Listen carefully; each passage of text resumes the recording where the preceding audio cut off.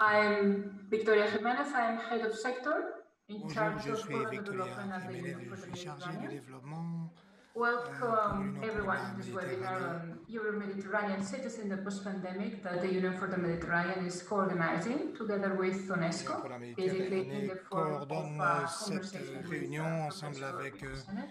UNESCO. Before we start, Avant de I just commencer, wanted to remind you je that we voudrais have vous French rappeler translation que available. nous avons le You service may be able to see d'interprétation disponible the options en somewhere anglais et en in the français. bottom part Vous of your avez screen for des those options of you sur who may need la it. partie inférieure de And also, I would votre like to écran. remind you that Je vous the webinar rappelle will be que organized as ce follows. webinaire est At the organisé beginning, ainsi que we will suit. have two Au brief début, interventions il y from aura the deux brèves co-organizers, the interventions Union des for the Mediterranean co-organisateurs, l'Union pour la and Méditerranée UNESCO, et to l'UNESCO, frame the discussion. And then pour présenter la discussion. we will start what is basically the core of the session. Commencerons donc cette réunion à travers ces discussions, cette interview que va réaliser Jody. More or less for about an hour, and after that we will open the floor and we will be collecting questions from the audience through the chat. Les questions donc du public. I'm sure that most of you know Professor Sennett very well, but for those of you who might be not that familiar with him, the session could be, in fact, a good opportunity to discover him. He is an urban sociologist. He is a senior advisor to the UN on climate change and cities. He is also teaching at Columbia University and MIT, but I would say that out of all his positions, he is one of the greatest urban thinkers, if one can say that, nowadays. Les plus brillants de l'urbanisme, donc de l'aménagement urbain. Et nous aurons le plaisir de l'avoir parmi nous. Richard Sennett. To that, I will give the floor to the UFM Secretary General, Nasser Kamel. His Excellency, the floor is yours. Vous avez la parole. Thank you very much. Merci beaucoup. I'll start by greeting Professor Sennett, of course, and of course, Madam Deputy Director, and all the ladies and gentlemen participating in today's event. It's indeed an honor for me and a privilege to welcome all of you to this event.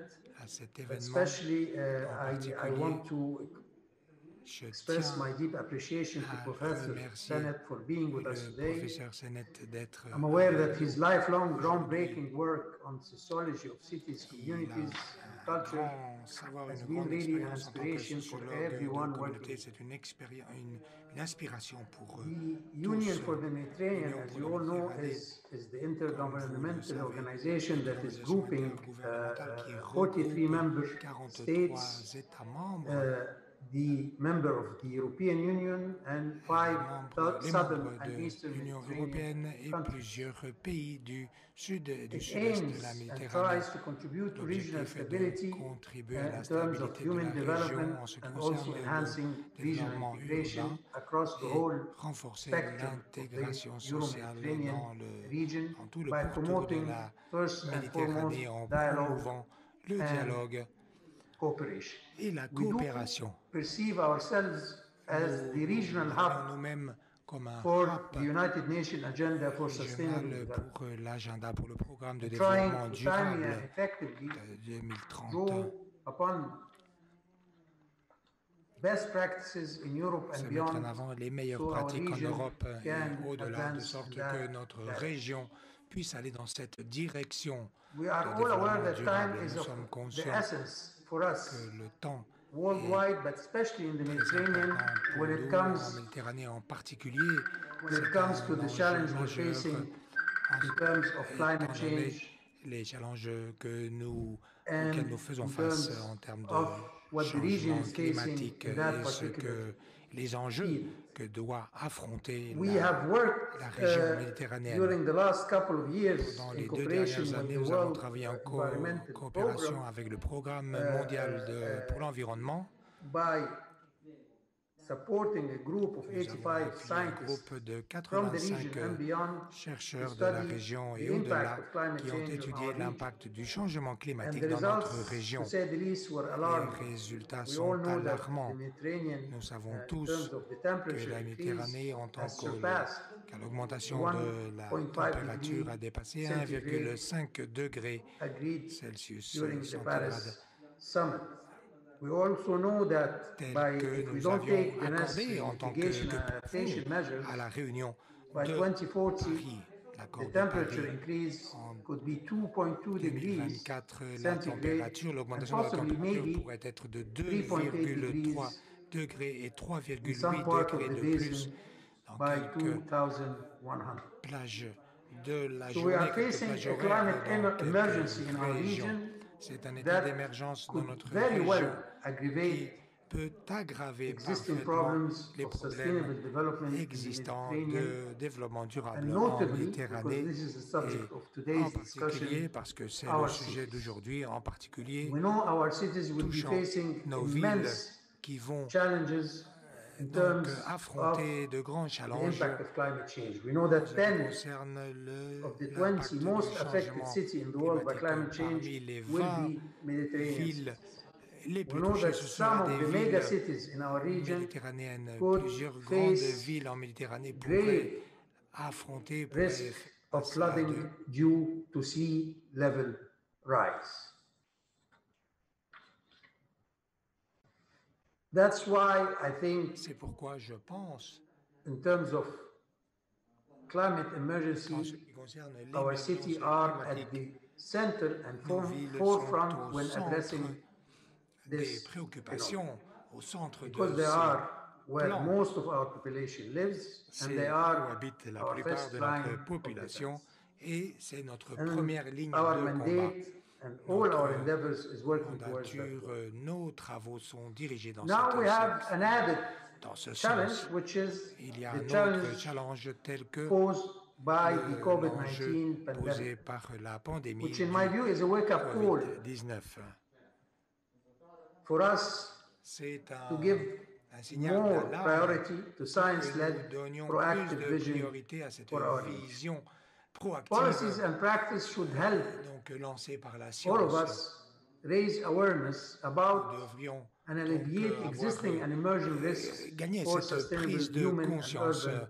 en faveur d'un développement We are urbain supporting, durable. as I said Nous before, appuyons, comme je le disais this avant, assessment report ce on the rapport climate d'évaluation sur change le impact in the changement region, climatique et son impact dans la région. but Cependant, we also are working nous very travaillons diligently également to finalize a science-led avec and integrated acharnement UFM pour strategic urban development action plan un plan for d'action sustainable, resilient urbain pour and inclusive l'environnement qui soit durable, qui soit cities and inclusif communities in the Mediterranean. et qui donc And thanks met à bord to toutes a les very communautés active de la Méditerranée. collaboration with the Delft University of Technology and Une also of course, the relation European Commission côte à côte avec and DELF, UNESCO la World Commission de Heritage la Center, technologie, et we will be able l'UNESCO to aussi, évidemment.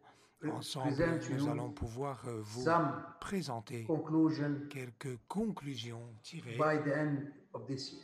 à la fin de cette année. This webinar today Ce will give webinaire us d'aujourd'hui va nous an donner opportunity l'opportunité to draw upon the extensive experience and knowledge of Professor Sennett travailler donc in à indicating partir de for la us connaissance du professeur works Sennett in the field, qui va the nous way forward indiquer in le science-led chemin urban que nous avons development devant nous pour at le a time développement when, urbain as I mentioned, are à facing une époque, a global un pandemic, temps où nous and the faisons region face is à une facing pandémie globale. a climate La emergency, région affronte une émergence and climatique. we must Nous keep on devons working pour cela continuer de to achieve travailler dur pour the sustainable development atteindre le goals développement, les in our objectifs de region. développement durable dans notre région. So I qui will sont à not notre portée.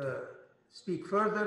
Je ne vais pas and m'allonger davantage. I think it is Je pense time que for me now to thank you Je and to give tiens the à floor vous remercier to et je vais passer dear la parole Deputy Director. à notre I hope I'm sous-directeur. not mispronouncing your name, J'espère que je Musa vais bien Gahar, who prononcer is votre nom, co-hosting Musa Gahar, and chairing this meeting qui on behalf of the World co-préside Heritage Center cette at UNESCO. réunion Thank you au very nom much. du Centre du patrimoine de l'UNESCO, du Centre de conservation de l'UNESCO. Merci beaucoup. Thank you very much, Merci Ambassador Kamal. Monsieur l'ambassadeur Kamal. Thank you very much Merci beaucoup. It's a pleasure working with the C'est un UFM. véritable plaisir de travailler côte à côte avec l'UPM. Ambassador, Professor Sennett, colleagues, the ongoing health crisis due to the COVID-19 has brought sharply into focus the fragility of our cities.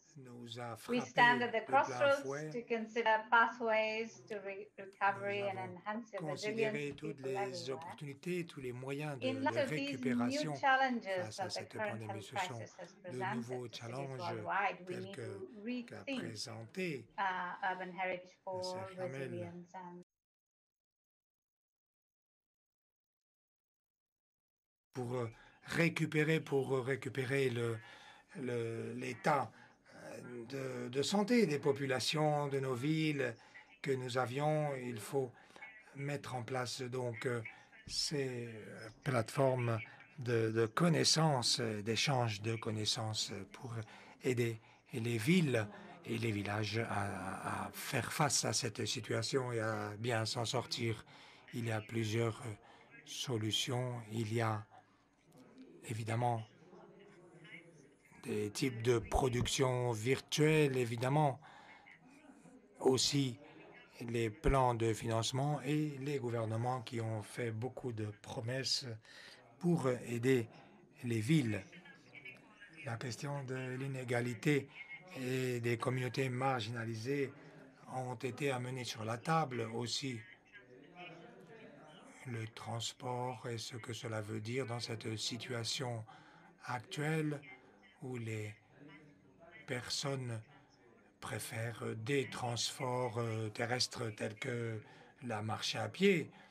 C'est vrai que le tourisme, qui était si important pour nos contrées, eh bien, a été évidemment très réduit.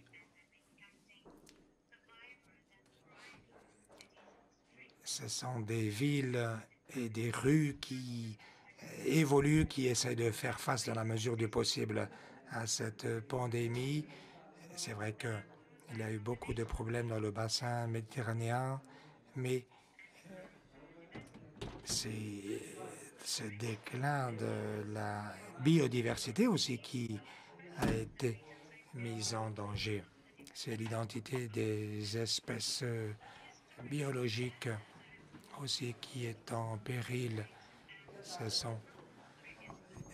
le savoir, c'est l'identité des populations. Cette pandémie a laissé beaucoup de traces aussi, non seulement sur l'architecture, mais sur les populations. Ce sont des ressources qui doivent être mises à bord. Ce webinaire d'aujourd'hui, eh bien, j'espère qu'il va refléter les marques ou les traces que peut laisser cette pandémie en Méditerranée, comment il faut en tenir compte pour construire une vision commune pour ces objectifs de développement durable. La pandémie et ses challenges nous font repenser la densité de l'architecture, réimaginer des villes en tant qu'espaces ouverts qui reconnaissent le pouvoir des communautés locales. C'est repenser aussi les endroits et l'identité et donc faire booster leur résilience. Et la Méditerranée a de nombreuses villes qui sont inscrites au patrimoine mondial. C'est parler du patrimoine en général. Nous croyons en l'importance d'intégrer la protection du patrimoine urbain à travers des solutions pour les objectifs de développement durable, que ce soit l'aménagement urbain, l'aménagement donc de ces espaces publics et la conservation évidemment du patrimoine. Ce landscape,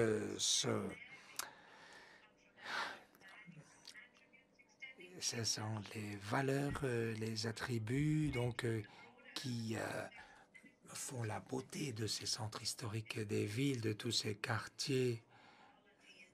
C'est la morphologie des lieux, du paysage urbain, les communautés, la conception de ces espaces urbains. Et c'est parler de l'organisation des structures urbaines et humaines. Ce sont les processus économiques et les dimensions intangibles de ce patrimoine lié à la biodiversité et à l'identité. Le mieux nous récupérerons ces milieux urbains, le mieux nous pourrons reconnaître cette biodiversité et aussi cette architecture, ce patrimoine qui sont inscrits sur ce savoir traditionnel, et les villes doivent être plus inclusives, plus résilientes. Ce retour à la normalité est attendu, mais UNESCO a lancé une nouvelle initiative qui nous appelle, qui nous sommes à réfléchir ensemble. Quelle est la normale à laquelle nous souhaitons revenir dans les villes historiques? C'est l'exclusion des communautés les plus défavorisées qu'il faut donc contrer. Il faut en même temps conserver et promouvoir donc la conservation de ce patrimoine historique et urbain des villes de la Méditerranée. Donc je vais m'arrêter ici et j'ouvre la conversation avec le professeur Sanet, à qui je souhaite la bienvenue. C'est un plaisir de vous avoir ici. Merci beaucoup. Merci beaucoup, ambassadeur Coman, pour vos mots. Merci d'ouvrir cette conférence, ce tour de discussion. Je suis très heureux que nous parlions du patrimoine par rapport au changement climatique. C'est quelque chose qui me tient à cœur, ainsi que mes collègues. Et je dois dire que c'est secouer un petit peu cette image du futur, mais du passé. Mais je suis très heureux que vous m'ayez invité à intervenir. Je dois vous avouer quand même que je parle du travail que je fais aux Nations Unies. Je parle, c'est-à-dire à partir de ma perspective. Donc, je me concentre beaucoup en ce qui concerne les interactions des Nations Unies à échelle urbaine et aussi le rapport des actions sur Nations Unies Habitat. Et quelles sont donc les stratégies qui se croisent, les discours au sein des Nations Unies par rapport aux villes, le fait des citoyens de cette planète d'habiter dans des silos d'une manière séparée. Et aussi, je me suis concentré par rapport aux problèmes à long terme et pas à échelle de crise immédiate. Je vais le poster sur le site si je réussis. Et donc, on pourra voir, comme vous savez bien, c'est une opportunité énorme d'avoir M. Antonio Guterres comme le président de ces stratégies, et aussi donc avoir des rapports avec les collègues qui travaillent sur cette filière. Par rapport au sujet qui nous a menés aujourd'hui ici, je tiens à faire 3 commentaires. D'abord, je parlerai sur toute la question comment le patrimoine urbain a une répercussion par rapport aux problèmes que nous avons aujourd'hui. Il s'agit d'un problème qui porte sur la question de la densité. Le ville et le patrimoine de ville, les villes en Méditerranée ont été toujours des endroits où les villes se sont concentrées, comme la densité en étant un fait positif. Au passé, cette densité protégeait les habitants. Aussi, la concentration des populations de la campagne qui arrivaient en ville, c'était une manière sans doute d'avoir des facteurs d'agglomération qui faisaient des professions similaires. Donc, ils pouvaient travailler ensemble, ils pouvaient sans doute faire de la concurrence entre eux, mais aussi avancer. L'agglomération produisait la concentration. C'était une manière de stimuler la croissance urbaine, la croissance économique d'une manière très importante. Pendant des milliers d'années, la notion de rassembler les citoyens et les habitants afin de mieux coopérer en simultané et aussi donc améliorer le travail des marchés. C'est donc l'exemple de la vallée de Silice, Silicon Valley. Donc des professions différentes qui se réunissent dans un seul endroit, réunit des gens qui ont sans doute deux possibilités et d'échanger, de travailler tout au long des conventions nécessaires pour améliorer l'activité économique. Lorsqu'on parle de comment les villes pourraient donc faire face au changement climatique, on était disons, on était sans doute dans une stratégie qui était différente. On se trouvait dans une stratégie différente par rapport aux stratégies du passé. D'après ce que j'ai pu donc trouver, quel serait donc le rôle du changement climatique dans l'avenir, doit nous mener à nous concentrer sur la question suivante. Comment refaçonner le modèle des tours et parcs, le travaux qui avait été entamé par Le Corbusier et d'autres architectes en 1920, qui en quelque sorte nous donne de la densité, mais aussi éparpille en quelque sorte les gens. Les gens se sont isolés dans des tours, communiquaient comme disait Le Corbusier par des tubes pneumatiques. Les systèmes de communication maintenant, aujourd'hui, on les fait par de voies électroniques. Et donc, ce type de tours, excusez-moi, et de modèles de parc qui avaient été relancés dans l'urbanisme, la planification urbaine en 20e, est devenu en quelque sorte non fonctionnel. C'est trop intense lorsqu'on pense dans des termes énergétiques, aussi stimule l'utilisation de voitures. Et donc, ce que nous avons lancé pour l'avenir, donc il faut lancer la question suivante. Comment comprendre des modalités de densité qui soient plus, disons, agréables, qui consomment moins de ressources?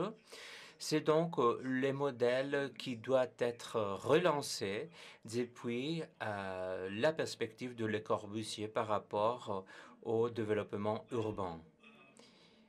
Lorsque on a subi ce fléau de la pandémie d'aujourd'hui, il nous a donc fallu repenser la manière aussi de voir de nouvelles stratégies pour aller de l'avant. On avait pensé à augmenter la densité et trouver des stratégies pour mieux comprendre l'utilisation à faible niveau des énergies,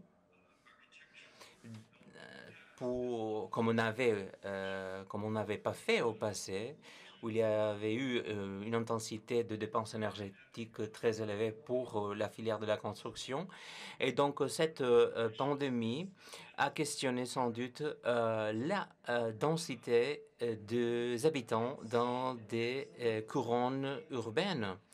De ce fait, donc, il nous faut repenser agilement pour avoir une stratégie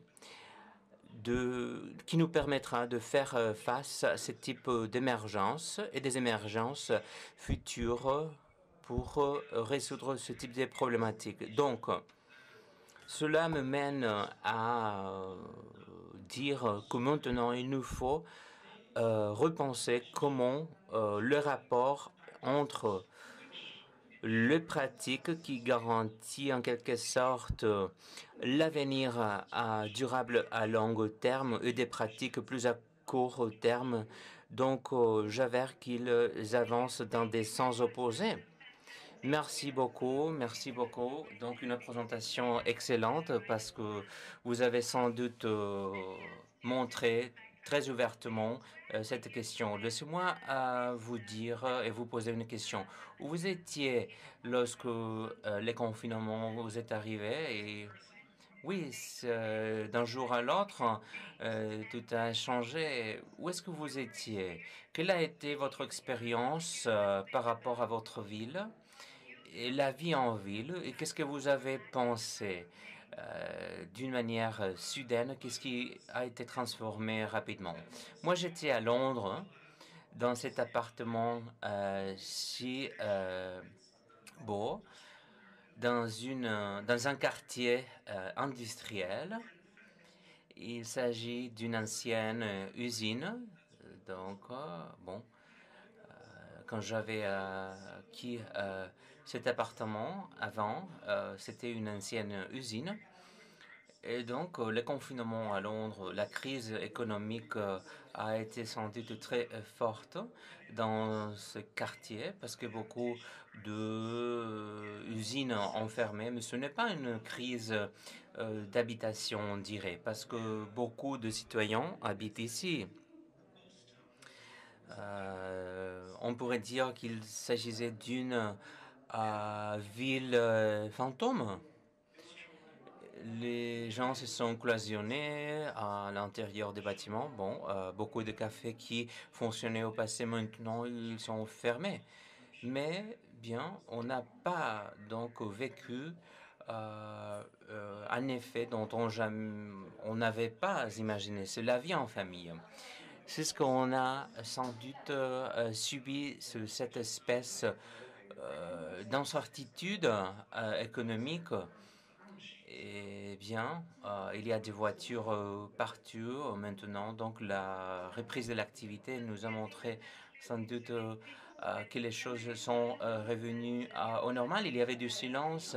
Nous, à Paris, on a eu beaucoup de familles qui ont quitté sans doute son habitation normale. Ils sont partis dans d'autres coins du pays. Et cela nous amenait vers une situation assez bizarre. Ce qu'on voit comme mondial, ce qu'on voit comme local, la modernité, à partir de cette perspective moderniste dont vous avez parlé avant, cette compression de l'espace et du temps qui a été forte. Les confinements, en quelque sorte, nous a montré sans doute cette compression espace-temps. Les gens étaient très mondiaux, très globaux, et tout de suite, nous sommes devenus des gens se limiter, l'isolement, pas croiser de frontières, donc avoir des rapports de plus près. On connaît même aux voisins pour la première fois, mais en même temps, il y a eu toute une panoplie de situations qui nous mènent à cette relation aussi globale, on dirait. Qu'est-ce que vous pensez par rapport à ce concept? Oui, j'ai pas pris un avion depuis 3 mois et c'est une expérience tout à fait différente pour moi. Une des questions dont j'aimerais bien sans doute vous exprimer par rapport à la dureté du confinement serait la suivante. Une des fantaisies que les gens ont eues par rapport à l'effet de cette pandémie est qu'il serait donc possible pour les gens d'être plus dispersés, travailler depuis la maison, Donc, être plus, on dirait, mieux distribué dans la géographie. Aussi, cette dimension de l'espace.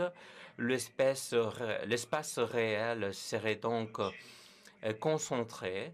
La manière comment les gens ont l'habitude de travailler. Je vous parle de tout cela à cause de deux raisons. D'abord, des inégalités. Il y a donc, je parle surtout de la classe ouvrière partout dans le monde. On ne peut pas faire la récolte des ordures en ligne. On ne peut pas être une infirmière en ligne. Donc, je pense que si on a ce type de disgrégation, pour ainsi dire, du travail, c'est-à-dire si les bureaux disparaissent comme des locaux, je ne vois pas que dans les villes, on verra un rapport plus fort, les rapports et les distances entre les classes sociales. C'est une problématique assez forte lorsqu'on parle de la COVID parce que les classes faibles et moins UP se voient exposées plus fortement que les classes plus UP. Ils ne peuvent pas se cacher. S'ils vont au village, ils n'auront pas de travail. Donc il y a cet aspect. Excusez-moi, parce que moi, j'ai profité de votre question au-delà de vos commentaires. Un autre aspect par rapport à cette question, les gens n'ont pas encore travaillé, ou plutôt ont découvert que travailler à la maison, c'est possible. C'est quelque chose dont on avait vu au 90, avait été créé par les femmes employées qui donc combinaient la vie familiale et la vie professionnelle depuis la maison. Et elles se sont rendues compte que les tâches qu'elles faisaient étaient plus dures, n'avaient pas donc des impacts positifs du fait de travailler à la maison et d'avoir des rapports informels et des rencontres réelles, physiques. Donc, ce qui s'avérait comme une espèce de libération pour le genre, sans doute, s'est traduit par des structures trop solides. Il y avait, on dirait, un seuil numérique dont les femmes ne pouvaient pas dépasser. L'année dernière, et ce sont des données assez solides, tout au long du temps, travailler depuis la maison est moins productive que le fait de travailler dans un bureau d'une manière physique avec des contacts réels entre des collègues. Eh bien, le rapport informel, je pense que depuis les 3 mois, on a devenu des accros Zoom. Je ne dois pas vous donner plus de détails, n'est-ce pas?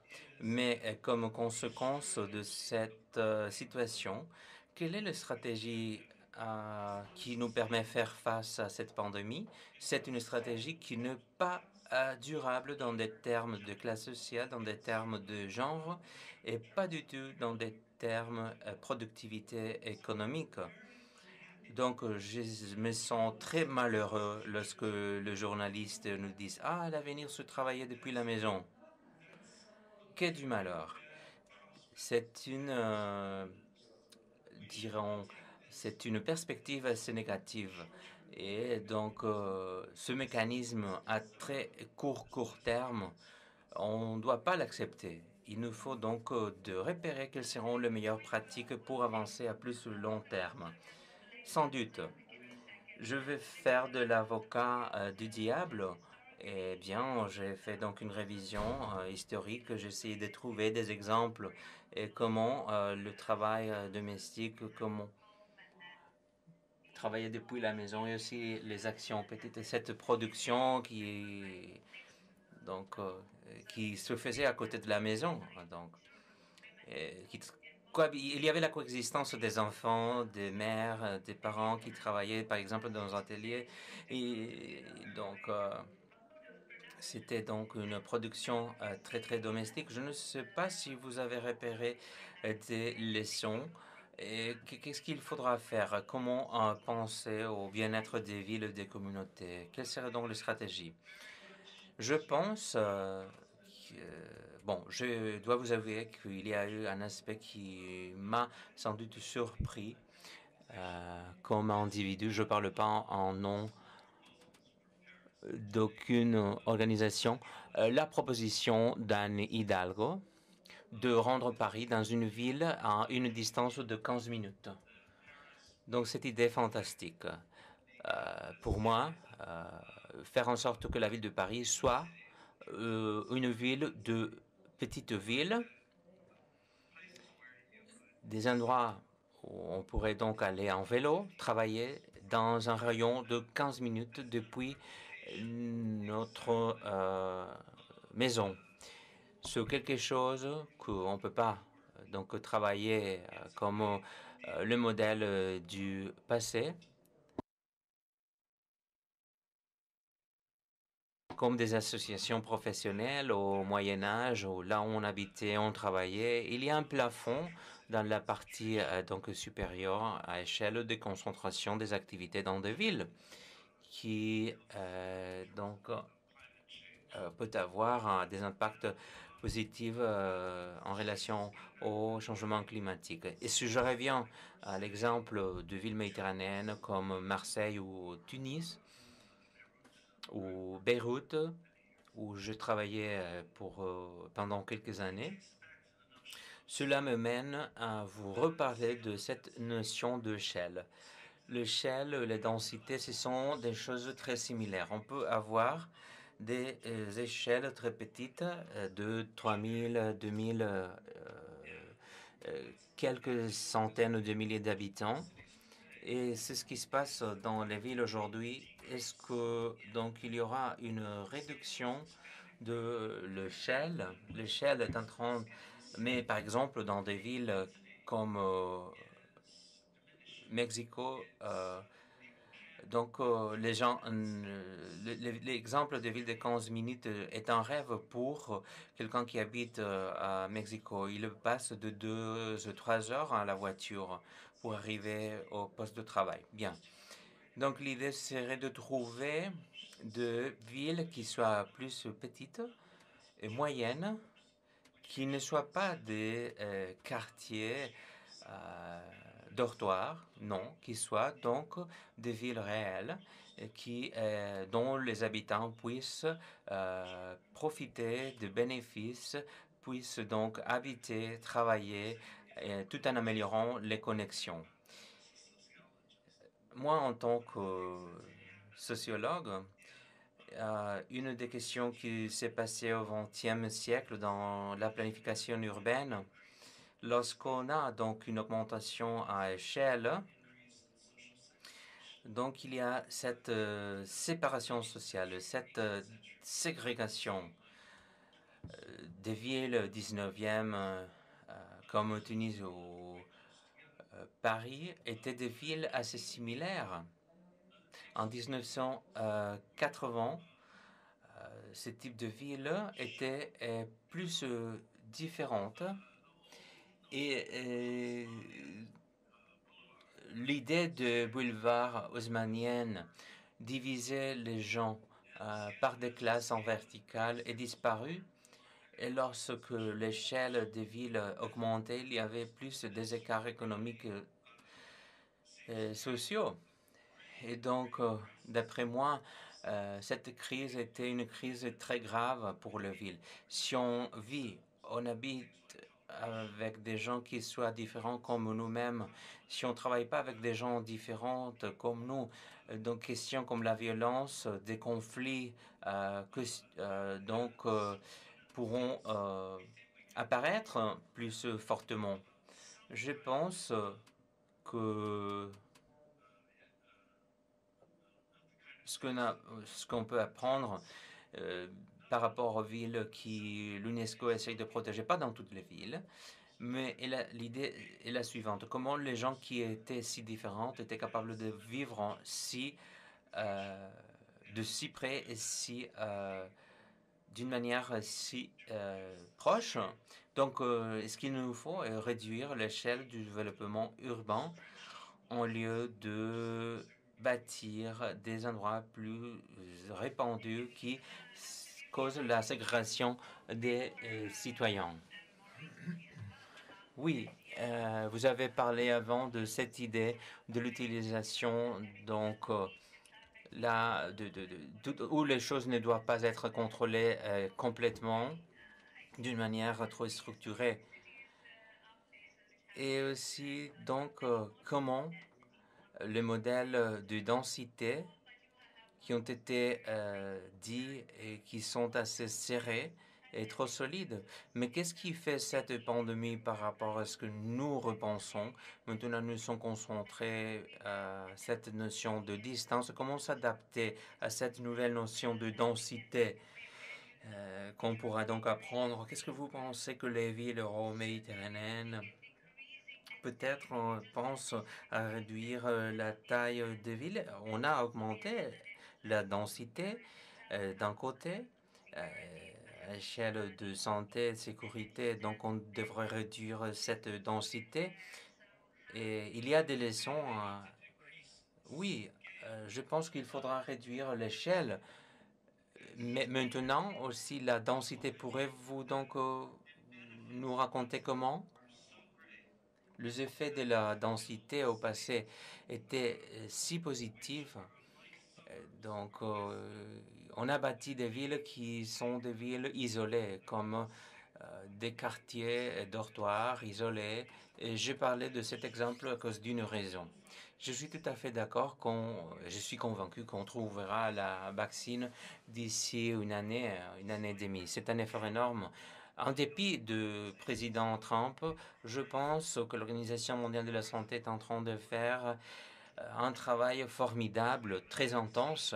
Une fois qu'on aura la vaccine, même si on l'a à court terme, si c'est une vaccine d'une grippe, n'est-ce pas, il y aura donc un changement de comment on établira des rapports les uns avec les autres. Et pendant, il faudra sans doute refaçonner la distance sociale. Mais disons, on a ce vaccine d'ici 2 ans. Et nous sommes donc, on a démarré un programme de décongestion, on dirait, des villes. Donc, dans ces cas, je pense qu'il faudrait donc résister à cette notion, à la situation si extrême avec laquelle nous nous trouvons maintenant, et donc la projeter dans l'avenir. Voilà, c'est ça. La projeter comme une condition permanente pour l'avenir. Je pense on pourra sans doute projeter ce type de stratégie à plus long terme pour résoudre des questions capitales plutôt que bâtir des choses différentes. Pour répondre d'une autre manière, Mucho Distorted, un livre que j'ai publié quand j'étais plus jeune, mais je pense qu'il est toujours d'actualité. Il a trait à quelque chose. Vous avez mentionné l'expression les meilleures pratiques. Je prends l'idée des meilleures pratiques dans ce livre. Il n'y a pas une seule bonne pratique. Et dans le travail d'aménagement, lorsque je faisais donc ces prévisions pratiques, si vous voulez, j'ai essayé de prendre une alternative. Et la plupart du travail que j'ai accompli, c'était dans des communautés très pauvres. C'était montrer aux personnes qui n'avaient pas d'idée en ce qui concerne l'alternative. Eh bien, je leur ai donné quelques conseils pour pouvoir avoir des modèles différents, des alternatives. Regardez, c'est plus et c'est moins, c'est gains et c'est pertes. Bon, il faudrait remanier cela. Et les gens se demandaient, nous voulons mettre sur table les meilleures pratiques. Nous avons beaucoup discuté, nous avons voté Oui, nous avons débouché sur des solutions, mais pour moi, c'est une manière plus démocratique de planifier que d'imposer aux gens les meilleures pratiques. Je crois qu'il y a eu une maladie des Nations Unies dans le sens que ces politiques proposées sont des solutions trop concrètes de voici ce que vous devriez faire. Et je pense que nous devons faire quelque chose de plus désordonné, si vous voulez, dans le sens que vous avez plusieurs alternatives à vous de choisir et vous, en tant qu'expert, en tant que personne qui ont le savoir, à vous de voir quelles alternatives. Je n'aimerais pas que nous allions de l'avant aux Nations Unies en disant voici ce que nous recommandons.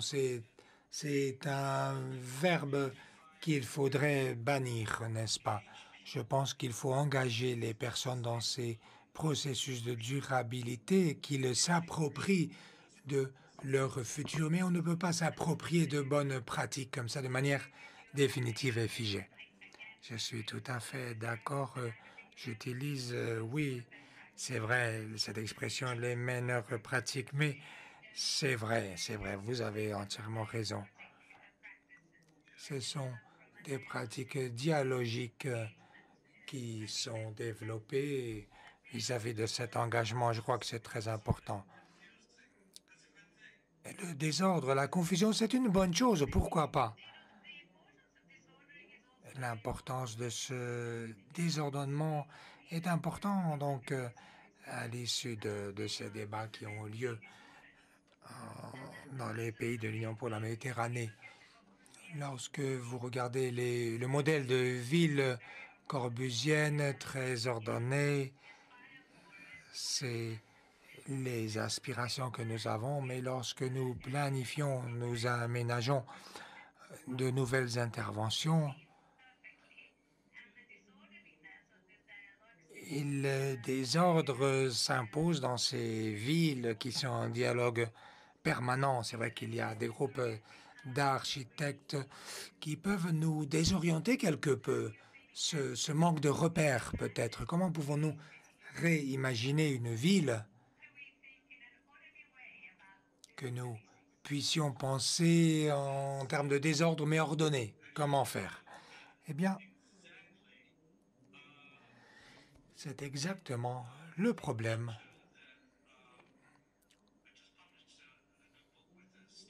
que j'aborde dans un livre que j'ai publié avec un étudiant, Infrastructures for Disorder, les infrastructures pour le désordre. Et nous y avons mis sur papier les manières dans lesquelles les infrastructures dans les villes, les infrastructures de haute technologie, à quel point elles peuvent être conçues de telle sorte qu'il y ait plusieurs possibilités, si vous voulez, qu'il y ait plusieurs formes d'usage qui puissent être adaptées ou s'adapter aux technologies pour l'eau courante, pour l'électricité, ainsi que la communication. Au MIT, nous avons développé ce concept de distribution de ressources redistribuées. On peut concevoir les villes de manière plus profonde, plus intégrale, si vous voulez, basée sur la demande, dans lesquelles plusieurs parties de la ville doivent collaborer entre elles pour les ressources qui doivent être disponibles pour tous. Il y a des villes qui n'ont pas accès à l'université et donc c'est penser à une manière simple de programmer et de permettre aux personnes de négocier donc les tarifs ou les services d'électricité pour certaines plages horaires de la journée. C'est cette idée, ce concept de dialogique dont vous avez parlé. La notion que nous avons mise en avant sur ce livre à partir de cette recherche du mythe, c'est comment nous pouvons réimaginer les infrastructures à partir de négociations, en faisant ce travail de négociation permanente. C'est reconcevoir ces villes comme l'on fait en Corée, et c'est de haut en bas que cela se fait. Et je ne peux pas vous dire ce qu'il faudrait faire avec les villes historiques, ça non. Non, mais c'est vrai qu'elles ont une logique organique, mais nombreuses d'entre elles, bon, ont des éléments évidemment dont qu'il faut gérer de haut en bas, mais c'est vrai qu'il y a... J'apprécie bien le terme négociation dont vous avez parlé. Oui, c'est l'une des choses. Les aqueducs romains, par exemple, eh bien, il y a des lois dans la Rome antique concernant l'utilisation et la distribution de l'eau. Il n'y a pas une loi générale. Ce sont des guiding issues. C'est des recommandations, oui, plus ou moins des recommandations, n'est-ce pas?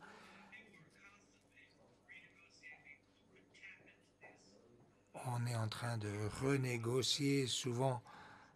On renégociait tout le temps qui avait accès à ces aqueducs ou pas. Nous devons refaire cela en termes d'électricité, de ces ressources communes, n'est-ce pas? Même que ce soit en termes de Wi-Fi, pourquoi pas, bien sûr. S'il y a un problème technique, c'est un problème technique construit, comme vous le dites, sur le savoir. Et ça doit être de bas en haut et non pas tellement de haut en bas. Mais ça, c'était le XXe siècle. Et c'est vrai qu'il y a des villes intelligentes qui font déjà cela. Quelques villes dans le Golfe, par exemple, des villes du Golfe. Je suis en train de penser à comment réconcilier les ressources technologiques avec l'usage social. Je pense que c'est quelque chose qui portera ses fruits. C'est très intéressant pour vous de poursuivre dans cette voie, dans cette perception. Puis-je vous demander de répondre sur le point social que vous avez mentionné, l'inégalité, les inégalités, en particulier donc à la lumière de cette épidémie du Covid-19. Lorsque vous parliez de concevoir des infrastructures pour appuyer donc ces développements urbains à travers le dialogue, d'accord, mais comment concevez-vous des communautés plus inclusives, en particulier dans la région euro-méditerranéenne? Qu'est-ce que vous feriez pour cet nouvel ordre, pour qu'il soit plus inclusif? Ce n'est pas une question simple, à vrai dire, bien qu'elle n'en est pas moins intéressante.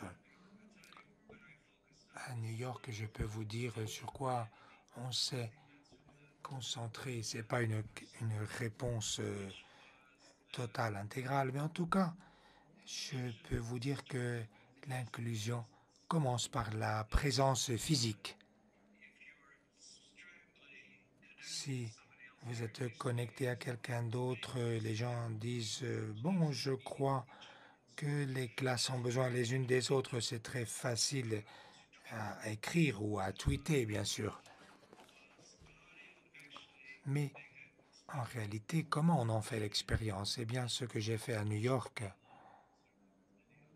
pas moi tout seul, mais avec d'autres, bien sûr. Eh bien, on s'est penché sur une ville telle que New York, une ville aussi ségrégée, pour travailler sur les bords, les frontières entre les différentes communautés. Par exemple, nous avons pris l'un des quartiers les plus pauvres de New York, Harlem, dans les années 90, et nous avons essayé de mettre les ressources, les écoles, les marchés, les centres sociaux. C'est vrai que il y a d'autre part le Upper East Side, l'une des communautés les plus riches. Et on s'est dit, les gens ne vont pas faire leurs courses, ils ne vont pas chercher leur lait. Eh bien, on a essayé de les mélanger. Et ce que je voulais voir, ce que j'aimerais voir dans des endroits comme Rio ou Sao Paulo ou la ville de Mexico, c'est travailler sur les bords, sur les frontières entre les communautés, plutôt que de se concentrer sur les centres. C'est, comment dirais-je, un aspect sociologique, c'est-à-dire nous concentrons sur l'identité communautaire. C'est un des clichés terribles du XXe siècle aussi. Lorsque nous sommes dans un espace qui n'est pas notre identité, on est perdu. C'est quelque chose de terrible. Il faudrait vivre là où nous appartenons parce que notre identité est très importante. Et donc, nous étions dans des endroits où les gens n'entraient pas en rapport avec les latinos qui allaient dans les boutiques, ces femmes en grand costume ou les hommes d'affaires en costard, eh bien, leurs identités étaient suspendues dans ces zones frontalières, si vous voulez. C'était travailler sur la membrane plutôt que sur le noyau.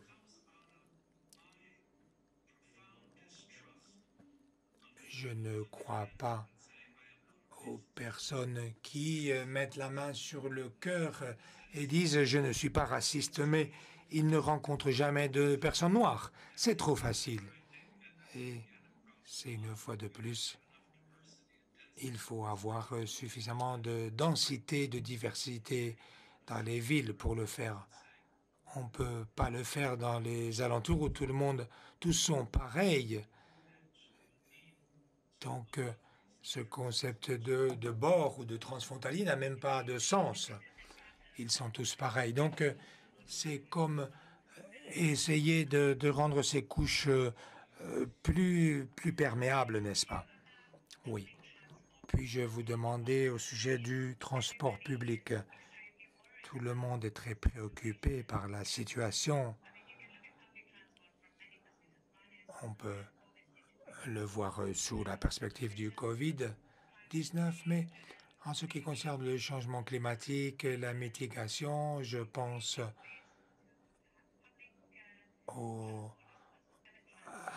à l'essor du transport public en réduisant les voitures particulières, etc. Le travail dans les villes compactes et d'autres aspects si importants.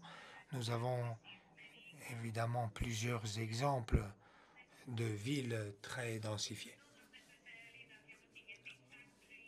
Mais si on regarde les grandes usines, la production, comment faire en sorte que tout cohabite? Comment imaginer ou réimaginer les villes et le transport? Comme je disais, pourquoi vous ne me posez pas des questions plus faciles? C'est très complexe ce que vous me demandez. Bon, on pourrait parler, oui, du temps ou de la pluie, du beau temps, etc. Mais quand même, oui. Non, j'ai plaisanté.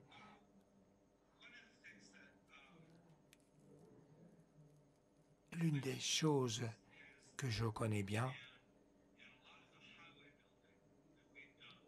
c'est que sur le travail que nous avons fait sur les grands buildings, eh bien, il y a l'opportunité de mettre en place des transports économiques tels que, par exemple, les trams donc, qui sont à portée de tous, parce que le développement des autoroutes est si cher et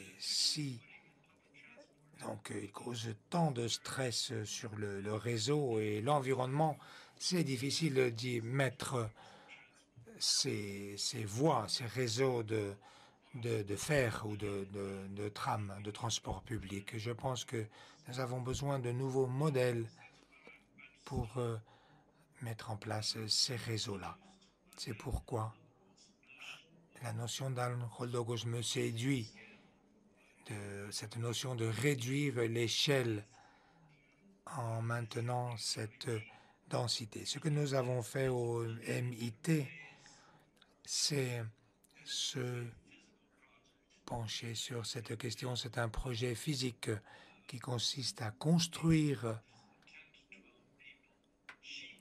faire en sorte que 10, 12 personnes puissent bouger ensemble. C'est un problème technologique, si vous voulez, parce que ça dépense et construire de nouvelles formes de matériaux qui nous permettent qu'il y ait de nouvelles formes de transport public tout en maintenant les distances au lieu. Parce que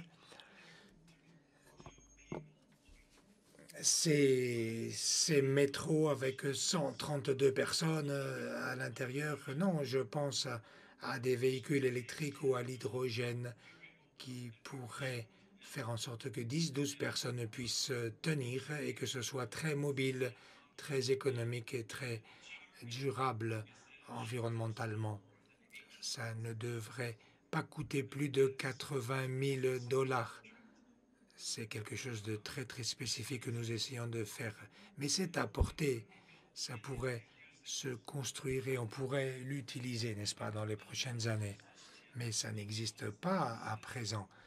Les modèles existants pour ce type de transport sont très primitifs technologiquement parlant et ils nous amèneraient la maladie où les contagions seraient trop faciles. Il n'y a pas de bonne pratique.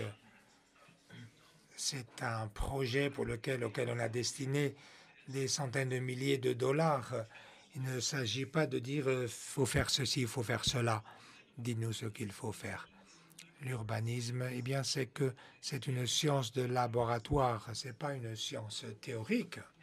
Et donc, il faut en faire l'expérience.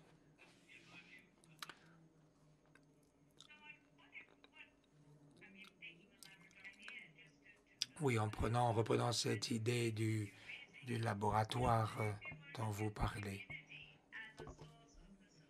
La communauté est-elle une source, une solution? Je ne sais pas, quand on parle de transport de masse en bus, s'il y avait des trams et je ne sais pas, des petits véhicules, peut-être comme celui dont vous avez parlé, dans les villes. Et si on avait ces différents modes de transport divers, est-ce que vous pensez que ça peut se matérialiser? Oui, tout à fait, tout à fait. Je le crois, sincèrement. Le réseau de transport actuel, eh bien, nous avons pris un modèle basé sur l'aménagement militaire aux États-Unis en 1950 et il est devenu un modèle pour reconstruire des autoroutes pour déplacer de grands véhicules de grande dimension à la plus haute vitesse possible. Mais c'est un modèle militaire. Il faut en sortir. Le modèle, nous l'avons intégré. Je suis sûr que la plupart d'entre vous, lorsqu'on est attrapé dans un bouchon, on est stressé. Mais si on avait vu dans nos villes historiques au XVIIIe siècle, eh bien, la notion de déplacement lent n'était pas quelque chose qui nous stressait de telle sorte. L'idée que la vitesse doit être un objectif dans le développement urbain, eh bien, c'est quelque chose qui commence à la maison, mais c'est quelque chose qui, c'est-à-dire, on s'est adapté au mouvement militaire dans les villes dans les années 50. Et c'est difficile de convaincre les personnes de cela, mais c'est vrai, nous avons besoin de villes qui aillent plus lentement. Ce sont les villes qui sont plus durables.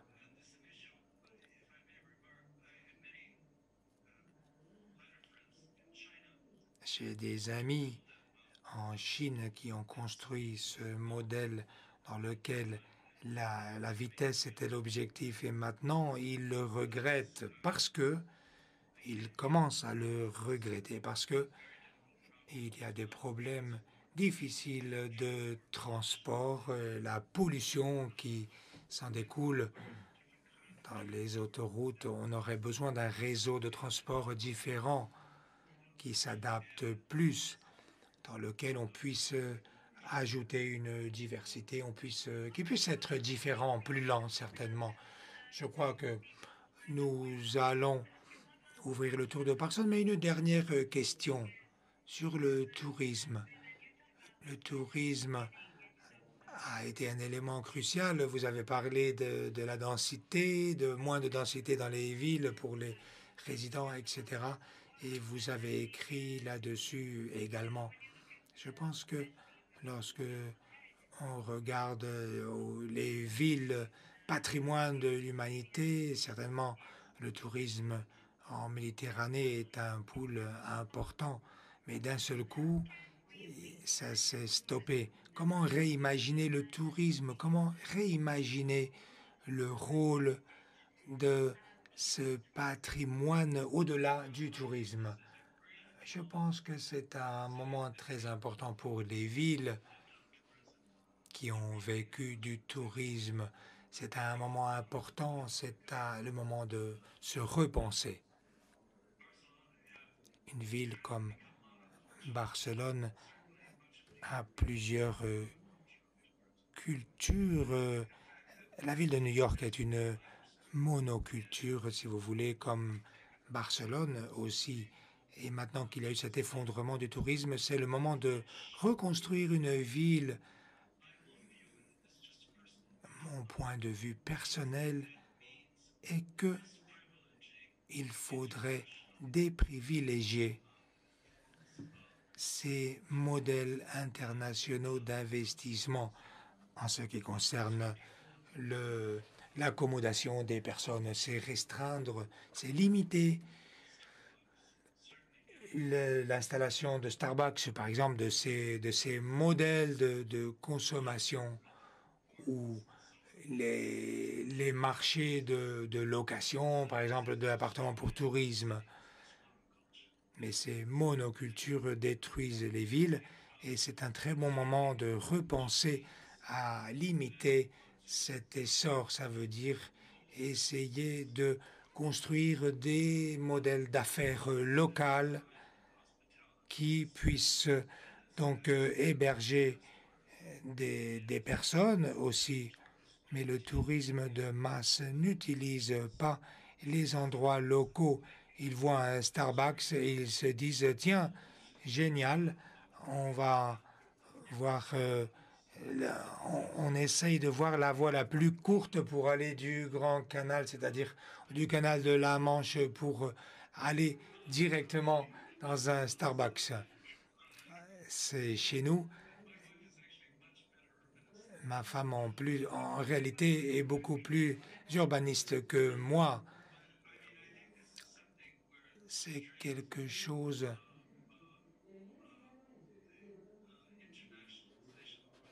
C'est l'internalisation, la globalisation du tourisme de masse qui doit être remise en cause. Et c'est le moment de le faire. Vous savez, le patrimoine, eh bien, comme vous le savez, c'est la manière de faire des affaires, mais comme n'importe quelle affaire, il faut la limiter.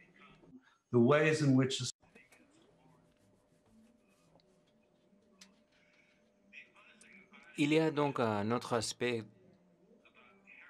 par rapport au patrimoine, parce que vous m'avez posé la question du patrimoine des villes à haute densité. Il y a une proposition à Venise pour un impôt touristique pour les visiteurs qui étaient dans la ville moins de 3 jours. Les visiteurs donc laisseront plus d'argent s'ils restent à la ville plus de 3 jours. Il y avait des gens à Venise qui dormaient dans les croisières, donc ils quittaient la ville rapidement. Donc le fait sans doute de attirer plus de tourisme de qualité sur les fers avec des séjours plus prolongés. Mais surtout avoir donc une stratégie plus différente de cette monoculture qui est le tourisme et faire en sorte donc sans doute que les visiteurs internationaux donc ne colonisent pas l'industrie touristique. En quelque sorte, il faudrait avoir des modèles locaux plus durables. Donc cela supposerait des séjours plus longs. Au XIXe siècle, ils parlaient de visiteurs, pas de touristes. Ils doivent visiter, c'est ce qu'ils doivent faire, visiter des endroits. Le tourisme est opposé sans doute à visiter. Je suis assez extrémiste, je n'aime pas sans doute le concept de tourisme. Je dirais donc les écouteurs qui racontent aux gens ce qu'ils doivent visiter. Je pense que lorsqu'on est un visiteur, on découvre, on fait notre découverte plutôt qu'être forcé dans ce type de schéma, de structure figée. Et comment le tourisme est vu à l'UNESCO? Parfois, je ne suis pas tout à fait satisfait par rapport à les stratégies. Je ne sais pas si je pourrais donc aider, mais c'est une autre discussion sans doute. Je pense que maintenant, nous avons du temps pour répondre des questions. J'ai reçu beaucoup de questions. Voyons si on pourrait donc répondre à des questions. Maintenant, j'appelle aux invités. Si vous avez des questions, voyons. Nous avons Lausanne Cissé d'abord. Lausanne Cissé, s'il vous plaît, si vous voulez prendre la parole, allez-y. Bonjour.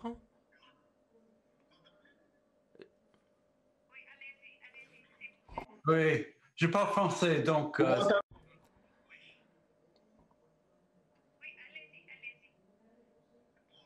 Est-ce que vous m'entendez? Oui, oui, oui. Oui, oui, très bien. Bon, moi, je ne vous entends pas, malheureusement. Donc, non, j'ai envoyé déjà deux questions qui me paraissent importantes dans le lien entre le sud et le nord de la Méditerranée. C'est le problème de migration. La migration constitue un problème pour les villes. Ah oui. Du côté Maghreb que Méditerranée du côté européen, Italie, Espagne, etc. Alors, il y a la pandémie actuellement. On sait que ces jeunes qui migrent là, ceux qui arrivent à atteindre l'autre bord ou qui restent, qui n'ont pas pu aller, exploitent des espaces publics. Alors, quelle stratégie pourrait-on développer pour vraiment gérer cette question qui est beaucoup prise en compte par l'Organisation internationale des migrations, l'OIM? Quelle stratégie? Parce qu'en termes de pression démographique, anthropique, c'est véritablement un problème. Bon, je ne vais pas parler de ce que les migrants subissent dans des villes, vous connaissez le cas de la Libye et même du Maroc. Il y a beaucoup de cas graves, hein, des cas graves d'atteinte. Oui, oui, j'entends. Bon, je vais répondre en anglais si vous permettez. Oui, vous me comprenez. We have interpretation, so no problem. Ah, fine. Oh, good, good. Très bien, très bien. C'est faible. So I tell you what this... Alors, les problèmes dont vous êtes en train de parler, sans doute, c'est quelque chose qui nous touche très prochement. On a fait même des projections, j'aimerais bien vous la montrer sur l'écran. Et qu'est-ce qu'on a fait sans doute dans la région du Sahel et dans la région du Sahara? Et quel sera donc le rôle, l'impact dans des villes, donc on a essayé sans doute, on a essayé de faire une étude dans des villes semi-arides aussi, les mouvements des populations dans les régions du Sahel et la migration vers les villes. La migration va plutôt vers le nord, vers le Maghreb, pas plutôt vers le sud, vers l'Afrique centrale, et plutôt dans des villes que vous, certainement, vous connaissez très bien. Et finalement, ils arrivent en Europe, donc il y a du monde qui passe 4-5 ans jusqu'à arriver en Europe, mais quelqu'un donc qui est un très bon donc agriculteur peut bien travailler par rapport à quelqu'un qui est dans une ville comme Rome qui n'a pas donc des solutions pour trouver un emploi. Sans doute, notre groupe d'études est en train de travailler avec l'immigration. Les réfugiés du changement climatique n'ont pas de statut en tant que réfugiés.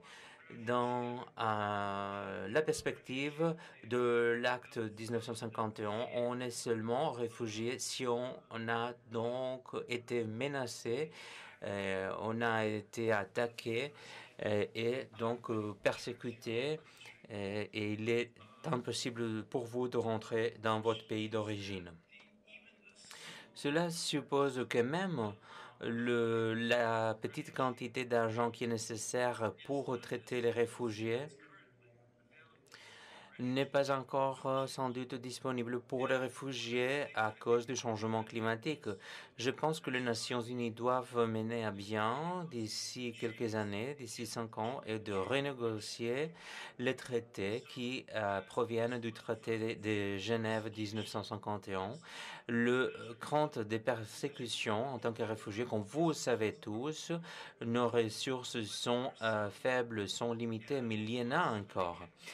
Alors, il serait bon que que le citoyen puisse donc avoir donc la classification des réfugiés à cause de la désertification, à cause de la sécheresse. Il serait donc possible de leur accorder des systèmes pour survivre dans des villes. Maintenant, ils ne peuvent pas l'avoir parce qu'ils sont considérés comme des migrants et pas comme des réfugiés. Il s'agit d'une question assez spécifique à Londres parce qu'on aimerait bien donner aux donc, migrants des passeports civils, même si le gouvernement britannique n'accorde pas des passeports britanniques, mais du moins quelques documentations afin d'appartenir à une ville. Et le fait ils ne peuvent pas rentrer à leur pays d'origine, pas parce qu'ils ont été donc accusés ou menacés, mais c'est pour tout une question climatique qui donc maintenant, on fêtera le 75e anniversaire des Nations Unies. J'espère qu'on aura sans doute un renouvellement de la Convention de Genève de 1951. C'est quelque chose dont j'espère qu'on fera pour fêter le 75e anniversaire des Nations Unies.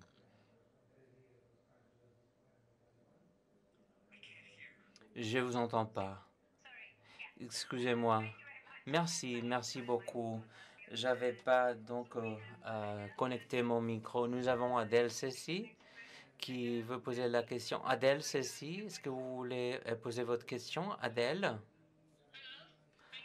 Bonjour, merci beaucoup de cette présentation qui est tout à fait très intéressante. J'aimerais donc poser 2 questions, mais la question qui m'intéresse le plus est la deuxième question. Parce que, d'après ce que j'ai compris, l'idée est plutôt de trouver des solutions pour tous les challenges, tous les problèmes. Et l'idée, en conclusion, serait de produire en quelque sorte en désordre et essayer de reconcentrer toutes les composantes dans la table. Tous les éléments. Mais ne croyez pas, vous, que peut-être chaque Chacun des éléments que vous avez partagés devrait avoir des rôles spécifiques en particulier entre les solutions, les besoins. Et aussi, quel est donc le rôle des experts et des compétences nécessaires pour répondre à des situations si intenses. Bien, si je vais prendre encore deux questions, on va essayer de prendre des questions parce que nous avons quelques personnes qui voudront donc quand même poser d'autres questions. Voyons. Ensuite, nous avons Digilo, excusez-moi, peut-être je prononce pas. Denisio, c'est ça votre prénom alors? Olympianeslio, est-ce que vous êtes là? Non. Vincent Magri, s'il vous plaît, allez-y, Vincent Magri.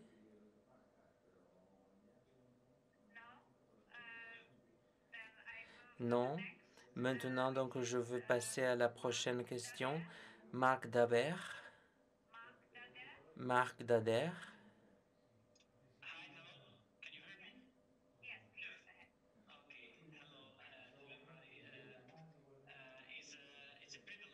C'est un privilège,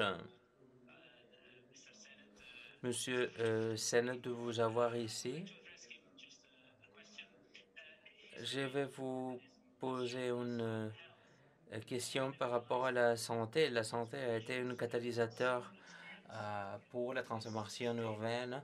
Plusieurs expériences peuvent démontrer donc l'élargissement du 19e, comme Haussmann à Paris, Sardin à Barcelone, et aussi 1960 à New York avec la loi de résolution. Donc, cette approche de Noissance après plusieurs chapitres et aussi des transformations comme l'ouverture des espaces publics et aussi comment rattacher tout cela pour la planification urbaine pour résoudre des problèmes de santé.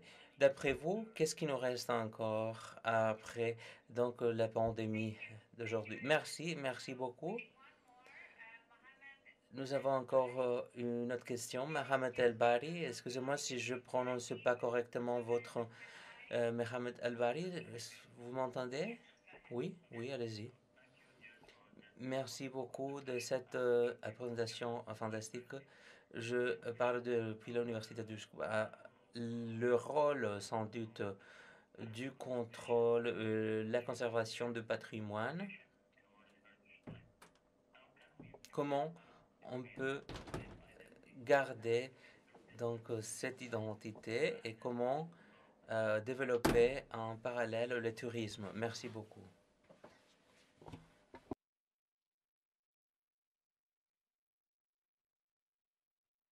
Je ne sais pas si c'était pas clair pour moi cette question. Alors, c'était une question de patrimoine, mais bien, on verra. Et on a encore trois questions. S'il vous plaît, je vous passe la parole pour répondre aux trois questions. Voyons. Je veux démarrer par la deuxième question sur ce qui restera par rapport à cette crise de la Covid. Je pense que notre discussion ici nous a montré qu'on ne devrait pas prendre le moment dans lequel nous sommes maintenant comme modèle par rapport à ce qui se passera dans l'avenir. Les choses auront un aspect très différent lorsqu'on aura des moyens médicaux. Malheureusement, ce qui restera, ce sont les conséquences économiques de toute cette situation. D'après moi, ce qui touchera le plus à échelle économique de cette pandémie, le fait que nous montre la fragilité de l'économie mondiale, le modèle économique mondial. Ici, par exemple, En Grande-Bretagne, je pense que c'est partout pareil. Il y a beaucoup d'entreprises qui font faillite parce que le marge pour survivre, c'était un marge de mois, de ressources qui duraient donc un mois, donc au maximum 3 mois. Je pense que cette conséquence économique pourra donc démanteler les économies pendant 7 jours, même s'il y a des prédictions plus optimistes qui disent 4 ans. Donc c'est beaucoup de temps, je pense, c'est trop. Je pense que les planificateurs urbanistes se sont concentrés beaucoup côté médical de cette problématique, mais pas beaucoup côté économique. Cela nous montre comment le capitalisme moderne est fragile. La fragilité, sans doute, du capitalisme moderne est sans doute plus évidente. L'essence pour le développement durable, d'après les Nations Unies, suppose d'aller plus en long terme. C'est ce qu'il nous faut, avoir une durabilité à plus long terme dans un cadre temporaire. D'après moi, ce que nous faut donc développer, nous concentrer sur. Par rapport à cette question de connaissance et expertise, donc c'est difficile, c'est très difficile. J'y crois à l'égalité et la dignité, mais l'expertise. Et si on n'a pas l'expertise, le savoir-faire, tout en respectant les citoyens, comment les gens peuvent se baser sur vous sans se ressentir humiliés et sans ressentir la tyrannie? Je pense que c'est une pratique dont il nous faudra apprendre. On a essayé de créer des modèles alternatifs, leur dire c'est à vous, c'est votre vie, c'est pas notre vie, n'est-ce pas? Eh bien, les gens devraient donc en discuter par eux-mêmes. Ce n'est pas sans doute la panacée. Je ne sais pas de dire on ne pourra pas jamais arriver, mais il est sans doute un moment de dire, mon Dieu, il faudra donc le faire pour nous-mêmes. C'est quelque chose d'idéologique.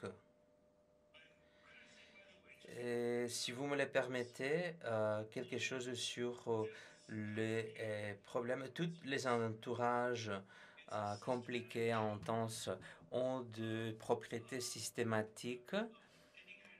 N'importe quel système multifacteur, les plus éléments que l'on puisse placer, le plus d'intensité sera induite dans le système. C'est vrai pour les ordinateurs, c'est aussi vrai pour la mécanique des fluides et aussi pour les êtres humains. Les villes donc se sont concentrées.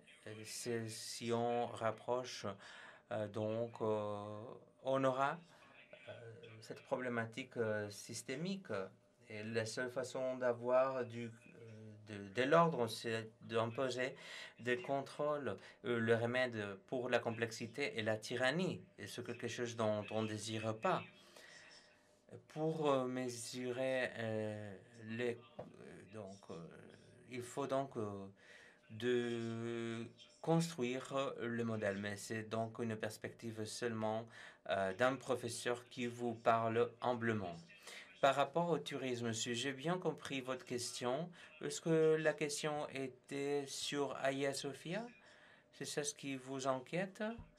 Parce que maintenant, ce n'est plus un espace public, Hagia Sophia, c'est ça? Hagia Sophia? Est-ce que je peux donc être plus clair? Certains projets de conservation qui étaient très importants dépendent dans des régions comme certains des projets qui ont été mis en place par le gouvernement locaux à l'échelle des projets des Nations Unies. Les résultats de ces projets ont eu un impact négatif pour l'identité des endroits parce que les projets de conservation, surtout, ont impacté et la restauration archéologique, la construction des sites. Je pense que c'est une question qu'on doit la poser à Jyoti, pas à moi personnellement. Je connais bien les problèmes que vous avez donc questionné et posé ici. Peut-être Jyoti, c'est à vous de répondre. Je vais essayer d'être très bref parce qu'il y a encore d'autres personnes qui veulent donc avoir des réponses pour les questions. C'est bien, Victoria? Quelques minutes? Je pense que oui, c'est bien. Bien, très rapidement. Je pense que dans le cas du Caire, il s'agit d'un cas très compliqué, mais en général, nous avons des situations, je ne sais pas si ce projet c'est quelque chose, comment il a été donc développé, mais en général, dans l'approche fondamentale sur le patrimoine, on a été toujours d'impliquer les communautés locales.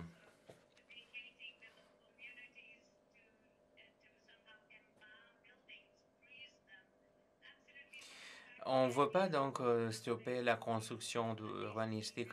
L'idée sans doute est d'avoir des endroits vivants et où les communautés locales soient capables de le gérer. Et maintenant, on a réussi à le faire. Les communautés locales se sont adressées à nous tout au long de générations. C'est à nous de trouver des systèmes pour donc donner de l'espace aux communautés locales, et surtout dans des endroits qui ont été cités ici, et comment mieux contrôler les pressions de la croissance urbaine, le développement urbain. Franchement, je ne suis pas certaine de ce qui se passe dans les projets que vous avez cités. J'aimerais sans doute les connaître mieux en profondeur. Mais normalement, si on engage les communautés locales, on n'aurait pas ce type de problème. Les gens locaux ne ressentiront pas qu'ils ont été pas respectés. Donc, c'est ça ce qu'il faut. C'est donc engager à la population locale pour trouver des solutions. C'est ça que nous voulons et inclure aussi les communautés locales.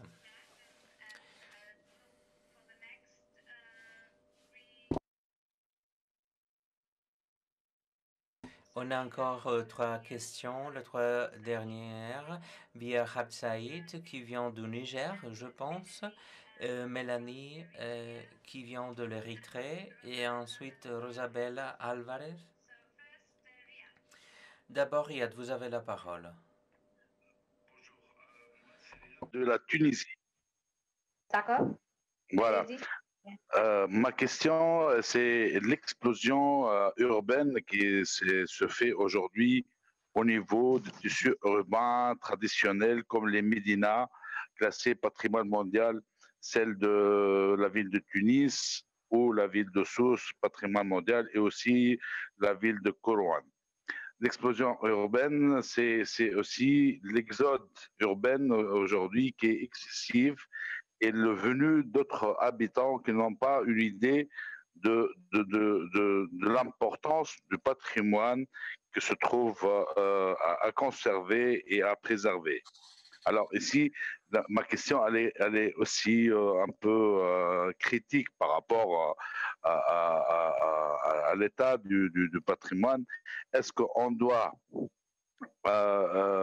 conserver le cadre bâti par rapport aux nouveaux arrivés, ou bien il faut créer une nouvelle stratégie d'intervenir sur la restauration et la conservation du patrimoine qui est urbaine, quoi. Voilà, merci. OK, thank you very much. Merci beaucoup de votre question. Maintenant, nous allons passer à la deuxième question. Mélanie, vous êtes là? Mélanie? Non? Rosabella? Yamani? Mélanie, s'il vous plaît, allez-y. Merci beaucoup. Merci beaucoup de m'avoir donné l'opportunité de poser cette question. D'abord, je vous remercie à vous tous, aux orateurs. Sans doute les sujets dont vous avez traité ont été très intéressants. La question s'adresse au professeur Richard Sennett par rapport à la désertification, la sécheresse. Il n'a pas stimulé un modèle de planification urbain. Si on regarde les villes africaines et la croissance des villes pour avoir donc des logements aussi économiques, la stratégie de transport, la plupart de villes sans doute subissent beaucoup cette désertification, la croissance à cause de la désertification. Et qu'est-ce que vous suggérez en ce sens? Quelle serait donc l'alternative du développement urbain pour un contexte africain? Un autre critère serait le ville historique.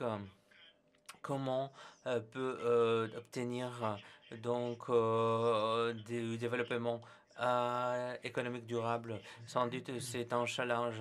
Donc, c'est la question que je vous pose. Merci beaucoup. Merci beaucoup. Et on a une toute dernière question de Rosabella. Bonjour, est-ce que vous m'entendez? Oui. Allez-y. Bonjour. Bien, je viens de Lima, Pérou. Je suis archéologue et donc spécialiste en urbanisme. La problématique des Airbnb, d'après ce que j'ai compris au début, on a remarqué des impacts très positifs, surtout lorsque les gens ouvraient leur maison aux hôtes. Et rapidement, nous nous sommes rendus compte comme cela a pris donc une direction opposée et même des villes ont opposé cette stratégie. Même dans ma ville, Lima, les propriétaires voulaient donc acquérir des logements et même j'ai dû quitter mon quartier. Donc cela me mène à vous poser cette question. Est-ce qu'il y a un manque de législation? Il s'agit plutôt d'une question de principe, peut-être, du tourisme. Et comment donc innover? Comment voir, excusez-moi, un avenir pour cette expérience Airbnb qui, à l'origine, voulait donc transformer sans doute des choses, se transformer après la pandémie. Merci beaucoup. Merci beaucoup, Richard. Vous avez la parole. Answer the first two questions briefly. Oui, je vais répondre aux deux premières questions, une question très vaste, mais en tout cas, je vais répondre le plus simplement possible. Je dois dire que, à mon avis, le sens de l'héritage de patrimoine pour les personnes, ce n'est pas uniquement les monuments. Ce sont les espaces ordinaires que les personnes devraient protéger. Ce sont des endroits peut-être que les touristes ne vont pas visiter. Ça peut être des coins de rue ou de places, de petites places. C'est le patrimoine des citoyens. Ou, je ne sais pas, une mosquée ou une église où les personnes se rassemblent. Ça fait partie de notre héritage, même si elles n'ont pas une valeur artistique ou architecturale. Donc, cette idée de patrimoine peut varier d'un endroit à l'autre. Le patrimoine urbain le plus fragile, ce sont les espaces sociaux, ceux qui ne sont pas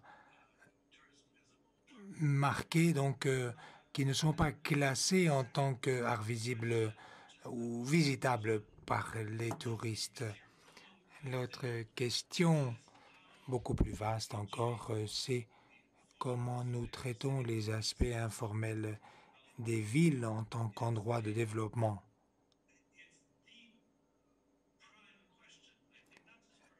C'est la question principale, primordiale, non seulement pour l'Afrique, mais pour les villes du sud-est asiatique et de l'Amérique latine. C'est cette notion que souvent, par exemple, ce sont des établissements développés, construits, qui ont été mis donc dans quelque chose de permanent et non C'est ainsi que la Banque mondiale fonctionnait jusqu'en 2012. L'informalité était interdépartementale. Maintenant, ce que nous devons faire, c'est aider les personnes dans les établissements informels à mieux vivre, les établissements informels, oui, les habitations informelles, à mieux vivre, par exemple.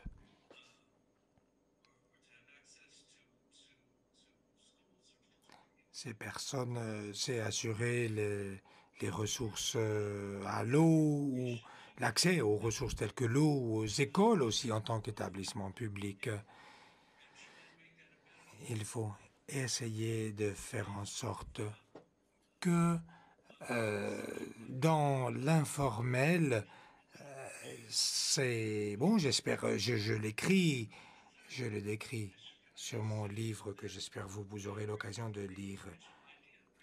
L'idée originale d'Airbnb était merveilleuse, mais c'est devenu un cauchemar. Et je crois que, basiquement,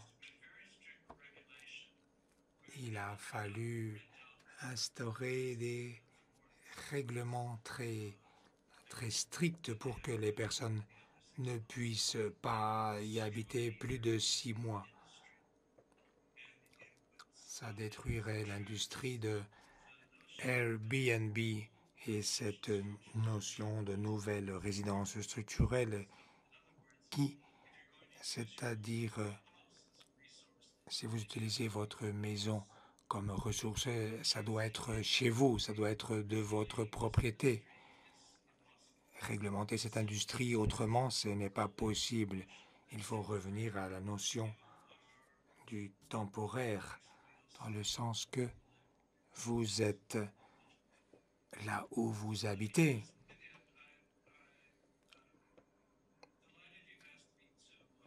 Mais en tout cas,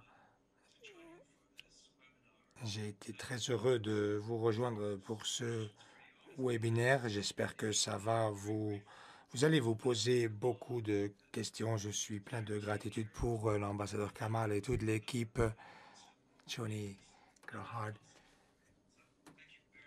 qui avait rendu possible cet événement. Merci beaucoup.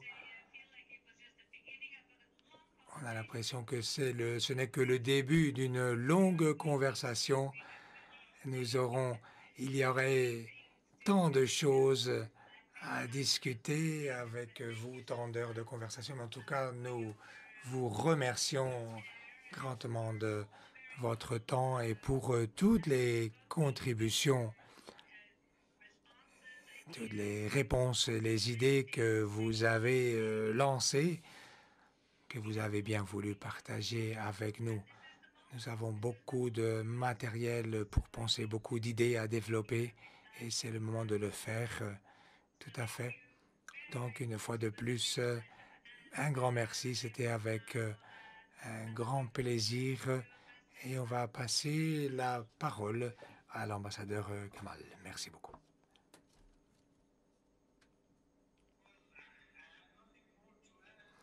Je n'ai pas grand-chose de plus à ajouter. Ça a été vraiment une très grande expérience pour moi. Je ne suis pas un expert. Je suis le journaliste ici, en fait.